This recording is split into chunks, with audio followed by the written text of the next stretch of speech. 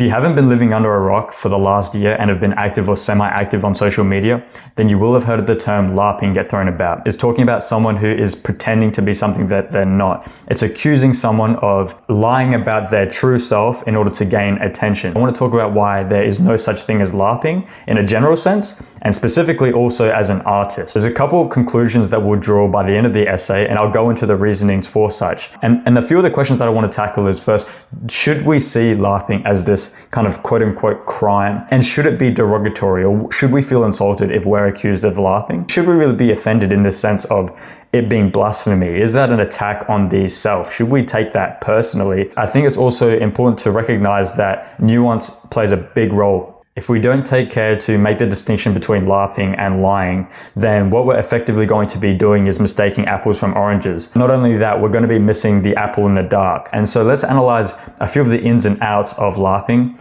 both their causes and effects.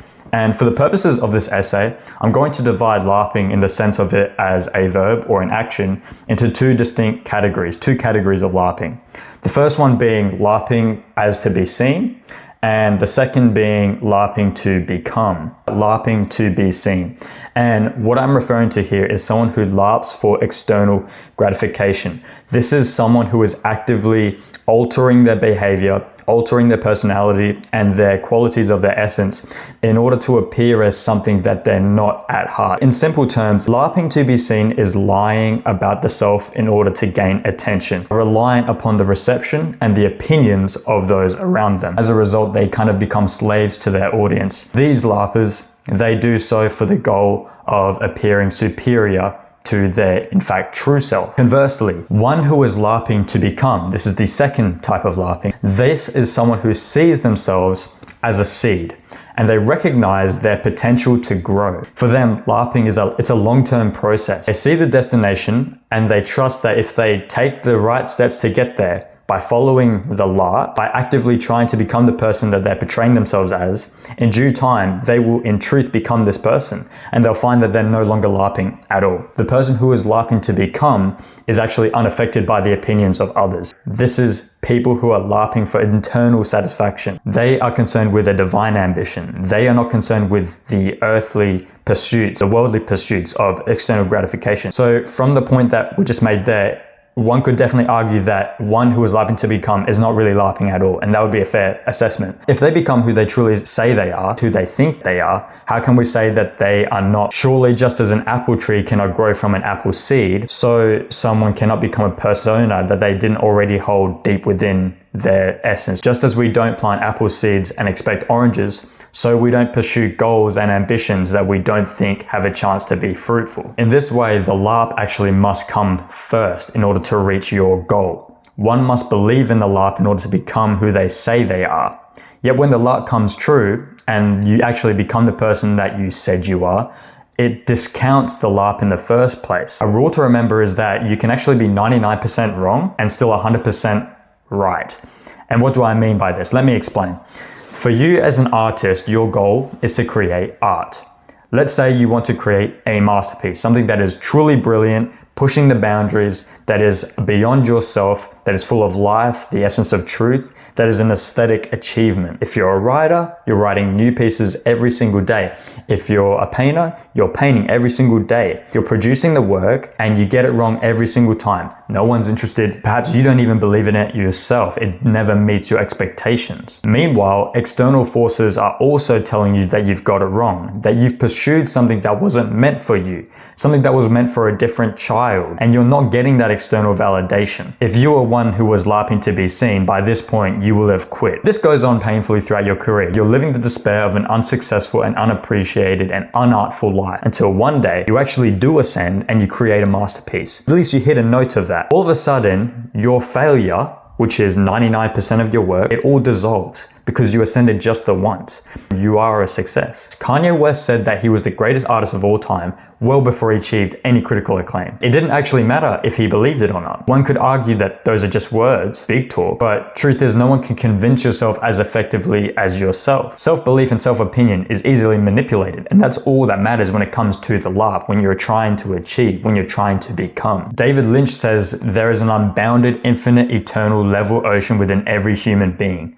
If you have an infinite unbounded consciousness, then you can take agency by way of who you are, and you can decide the self within. The only true work that needs to be done is to convince yourself that your consciousness is infinite, and that way your work and your artistry will similarly be infinite. It will be without bounds, without walls. That way your art is not limited by the self-imposing beliefs which you place upon yourself. At any time, these beliefs will cease, and they should cease because you have no bounds. The next platinum artist, the next Nobel laureate, must be born just as any other child, innocent and unknown. LARPing isn't simply lying about who you are, it's actually creating for yourself the person that you want to become, the ego, which is the true you. You cannot LARP to become, because the concept of LARPing is to diminish the self as untrue, whilst it actually actualizes itself. We could then argue that the only true sense of LARPing is LARPing to be seen. But this also doesn't work, because someone who is LARPing to be seen, they are also projecting themselves as someone who is wholly concerned with external validation of other people. So they're actually projecting their authentic self as this person who needs the validation of other people. In this way, they necessitate external validation as crucial to their being, and they become the person who they are LARPing as. Whether that's the intended purpose, it's not. But this is irrelevant, even though it's comedic. LARPing is not lying, because LARPing requires you to tell the truth about what you want, and you can become what you want. In this way, we could perhaps replace the word LARPing with agency. It's to recognize the constraints of an autopilot that you have been working within your whole life, and then it's taking back the wheel and deciding for yourself the destination. LARPing is laying out the map before you and following the best path, rather than throwing a dart at a globe and just seeing where it takes you. It's swimming instead of drifting, it's floating instead of sinking, it's ascending instead of falling. It's basically setting the sails for the ports and playing for the winds, which are the external validation and the opinions of others. That's what you have to watch out for. LARPing is simply living. The next point I wanted to talk about is the offensivity of mastery. Why mastery requires you to be offensive. True art is offensive. The greats are offensive. The artist must be a coquette, and their art must be coquettish. It must always be giving the viewer just a taste of the sublime that the artist enjoys to the full. Like a striptease, it must give a little and take a lot. In this way, the artist holds a great power.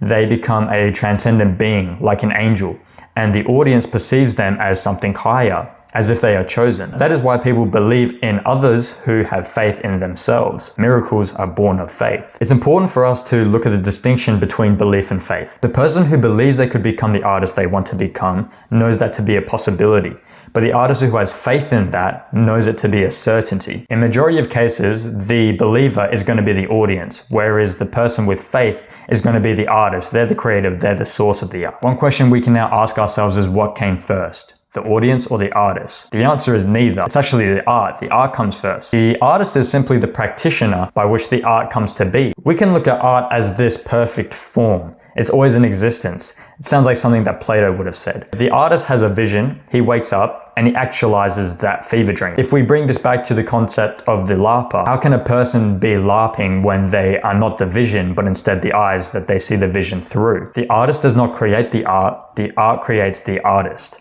Does this mean that you also can't LARP to become? Well, we'll follow this thread further, but for now, let's just remember that someone who is LARPing to become is just someone who is following the correct path to the destination. It's a long-term goal. The starting point is the artist, the destination is the artist they want to become, and the pathway is the art. And this position actually holds true regardless of if someone sees art as subjective, because if art is the form and the artist the former, then the art is a perfect form in itself, and likewise the former is perfect as a form in itself. The artist is an object in the same way that the art is. So the artist cannot LARP as an artist because they are just an artist and the art is just art. Simply put, the art actually validates the artist. The art is the testimony, it's the alibi, it's the evidence that substantiates the artist as no performer of lies, but a practitioner of their true authentic self in their artistic way. If we can judge art objectively, if you want to make that argument and say that we can separate good from bad art, then the point still stands.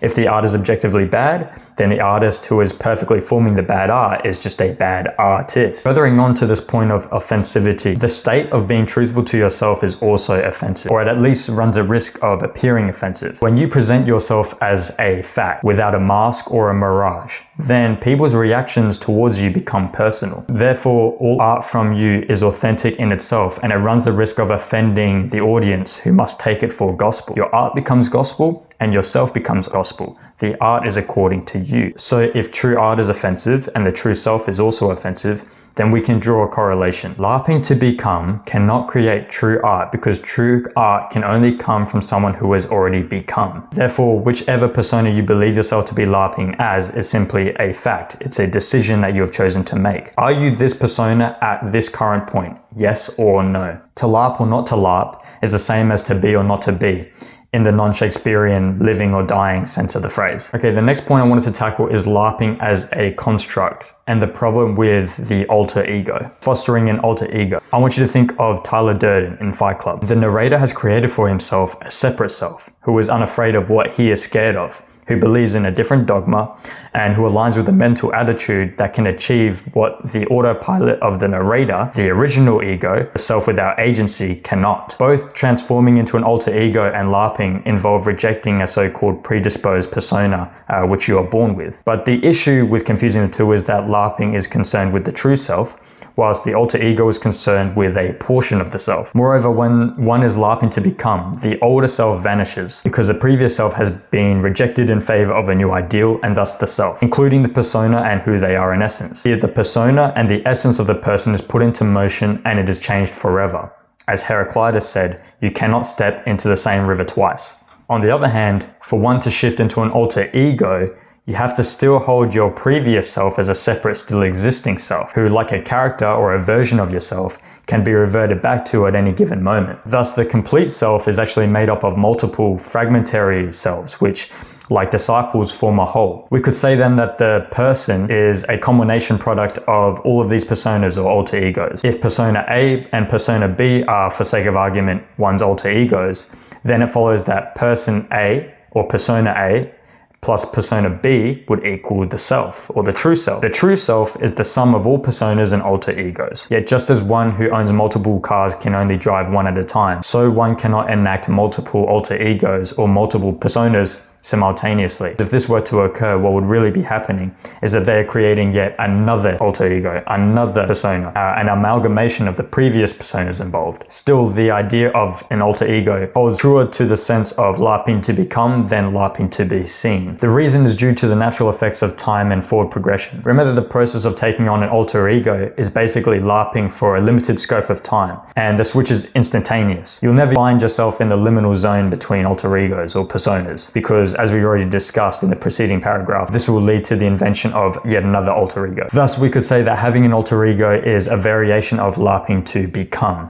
There may be many ways to describe this variation, cyclically LARPing, LARPing between beings, LARPing within themselves, etc. In the context of an artist then, the alter egos have no place imposing their effects on the art, because the art is formed by the artist who is the sum of all personas. And since the many personas which make up the whole are all a product of someone who has already become, who already is, they are already the person that they attempt to be. If you yourself are made up of personas and alter egos, which are all themselves variations or portions of the complete self, of which have already become, then the sum must also be a self who has already become. The self then is, and thus the LARP is not a lie, but is truth, and the LARPer is no liar. So what's the conclusion that we can come to?